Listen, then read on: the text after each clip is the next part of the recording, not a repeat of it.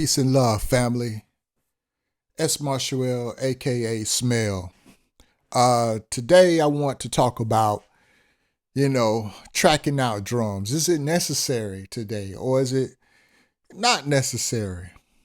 Well, over the years, I've been noticing that sometimes in your DAWs, like the drum rack in Ableton, which I have here, and like in Reasons Kong, and even maybe Red Drum, sometimes the drums sound different when they're going through those instrument racks versus when you track them out individually on audio or individual audio tracks. I can't explain it all the way, but I do have a concept of maybe why that is. One, the very plugin that you're using, it has a sound within itself. However, the designers made them and built them, there's something going on within the components of the plugin that kind of gives those drums a certain sound, almost like the MPC, if you will. When you run drums through an MPC, or doing your MPC, the MPC has a certain sound, a certain thickness, a certain audio, crackly, warm, all that kind of stuff, bit rate that's affecting the type of sound. And so I think it is the same way with your plugins. So there are some times, especially now within this loop era, that you don't want to track out your drums. I know, like for me, coming from the late 90s and the 2000s and stuff, and even now, you want full control a lot of times over these waves or whatever you're mixing.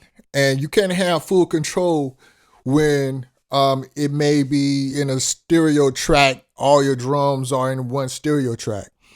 But now, with the technology that we have, on this beat that I'm working, if it comes down to where somebody really needs for me to track it out, I could go back and do that in a sense. Now, it depends on how far back I gotta go. But I'm going to show you an example here that sometimes you don't want to track out your drums because the certain sound that you're getting, you just can't duplicate that sound by tracking it out. So let's see. I'm going to play a little bit what I got going. See if I can.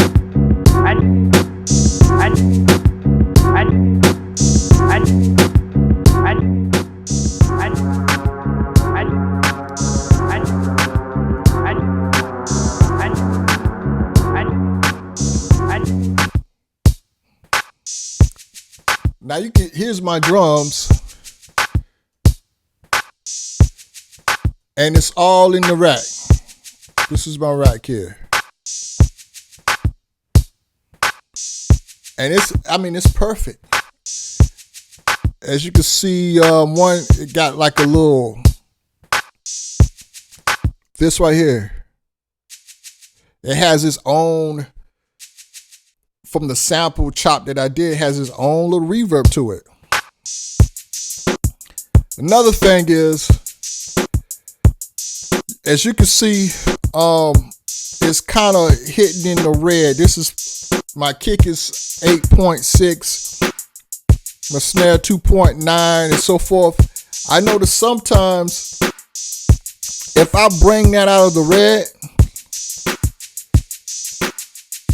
I don't get the same tonation of the kick. So it's okay to be hitting your drums in the red initially. I'm not talking about mixing or anything, just pure sound, right? And let me just talk on that a little bit. initially, before you do any mixing, um, you want to work on getting however you want that sound to sound like for you. So if it's in the red, some crazy EQ, some crazy panning, really at this point, you just want to deal with kind of like what they call sound design. You're designing your sound in the process of making the beat.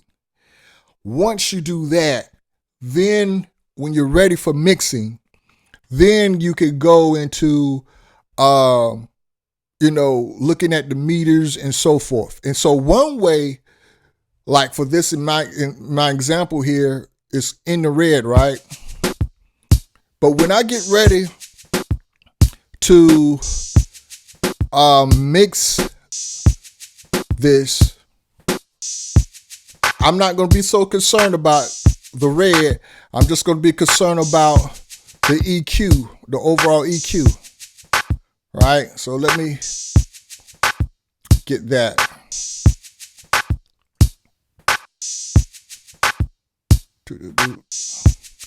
What EQ I want? Let me go with the. I love the Fab filter on here. So I'm gonna throw EQ on the whole thing. You can see it's actually kind of high right here, but I'm not too concerned. It sounds okay. I may just cut the lows here a little bit, the little rumble, if we got any.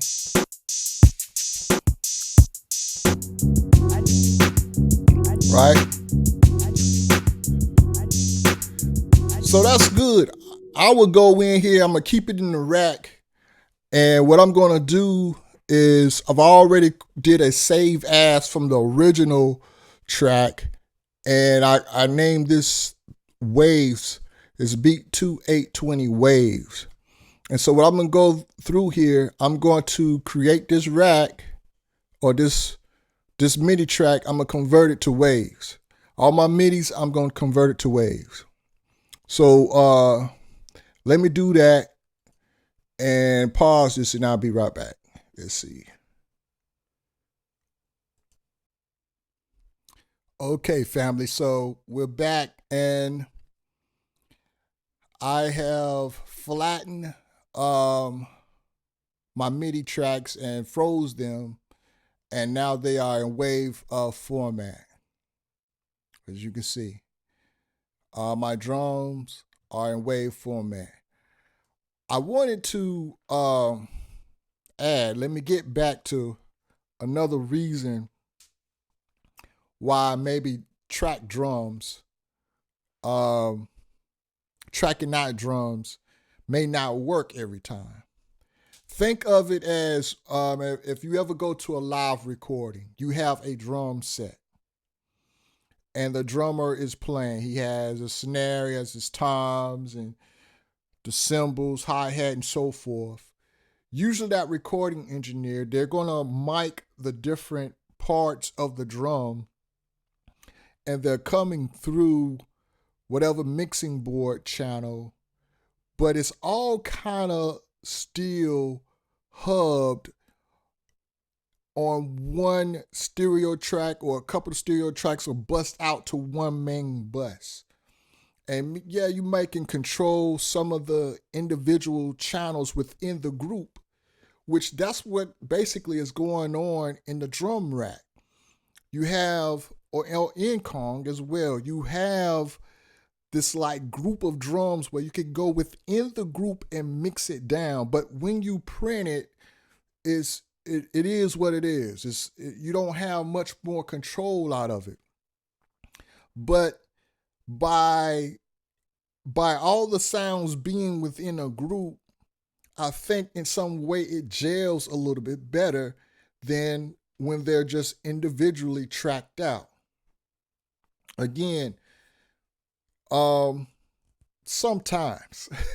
So what I'm saying is there are times in making beats that I do find that I need to track out the drums because there's a certain drum in there that I need complete control over, or I need complete control over the drums. But there are certain times that a group of drums, they just have such a groove together, they have such a gel and mix together, that you want to keep it in the mix, you want to keep it in that group, and you want to keep it in that tonal sound that plugin you're using. So there's no one way to do this. So yes, don't track your drums out. Pause sometimes. So as you can see here, I have put it out the wave format. I always recommend that when you get ready to the mixing point, go ahead, mix with wave files. Mix with wave files. I highly recommend it. Okay? If you can. Even though sometimes I don't do it, I will admit, maybe lazy or whatever it is, but best practice is to mix out with wave files. So let's take another listen.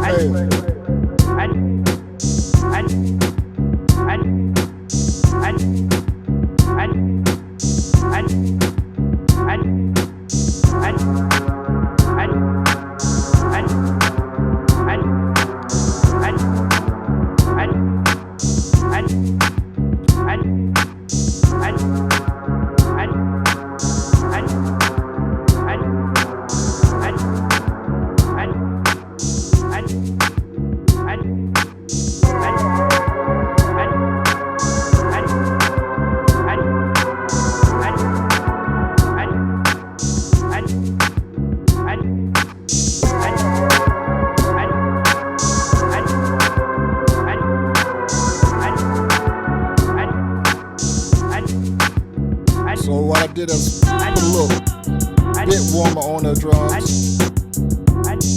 Play around with your dry, wet mix. That's where your sauce is, family. So I mean, it's nice. It's sitting nice. It ain't too much more to do. So the next thing is, when you've mixed how you want to mix, in effort to handle all the red issues and so forth, what you want to do is come to your master mix and just turn the volume down to where it's hitting around 10 dB. That's what I've found to work for me, 10 dB. Now I've heard, I think it was MG the Future and maybe some others in the chat of MG the Future's channel. Definitely check out MG the Future channel. Some was saying -18 when you bounce out. Hey, so I'm gonna break it down.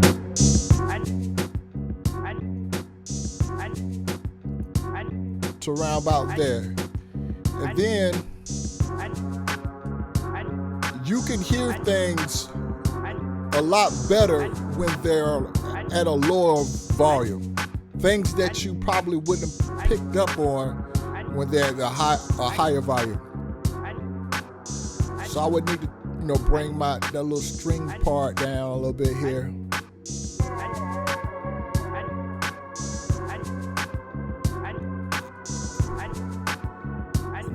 And then what I'll do is every now and then bring it back up just to check to see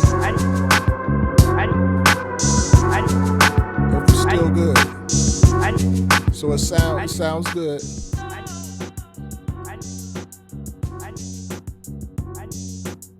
Right.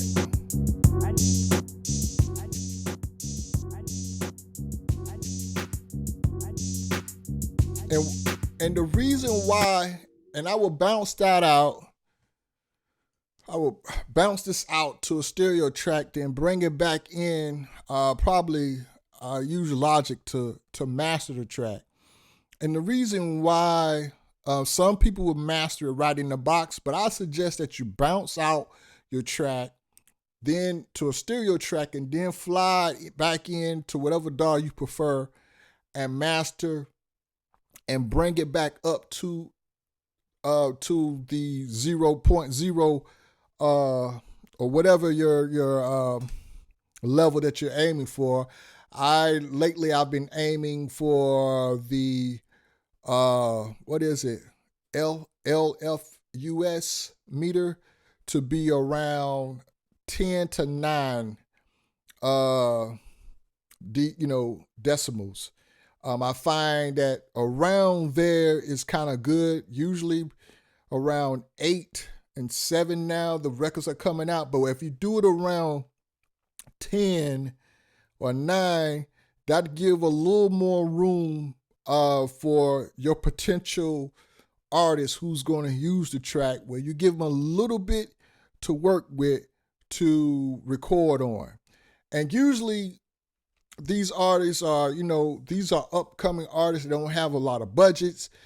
They're not having, maybe somebody doing a major mix down on them and so forth. So I try to boost it up a little bit higher on my pages and so forth to cater to that type of artist. Your more serious artists or so forth, they may come back to you and want a track out of this. And now it's fine to track out, give them the track out of the drum track altogether. Because if you did a pretty good mix in this part, in that mix, that drum wave is making the track, because it is it's a loop, or it's a sound. It's like any other sound that engineer, he can work with it. He can work with it. And by tracking it out, it will affect the sound. It won't be the same track, So that's one argument that I would make if that became an issue. That say, hey, look, those drums grouped out makes that beat. Now, if there's an EQ issue, then that may be a whole nother thing. EQ issue with what the vocalist or the rapper is doing on top of the song. You may have an issue where you have to go back out and see if you can track out the drums. So yeah, that's about it. That's all I have to say. So yeah, sometimes don't track out your drums. It's Marshall Ill here. Hit like. Somebody will be calling me. Hit like, hit subscribe, share, check me out. I got music out, free beats as well. Peace and love. Smell.